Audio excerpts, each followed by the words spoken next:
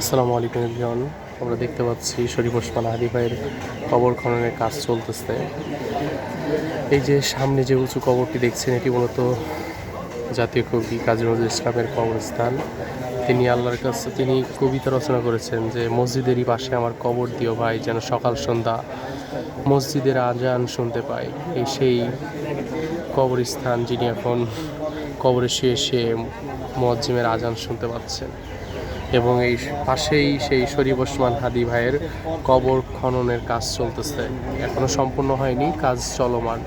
তো আর অল্প কিছুক্ষণের মধ্যে কবর খননের কাজটি সম্পূর্ণ হবে।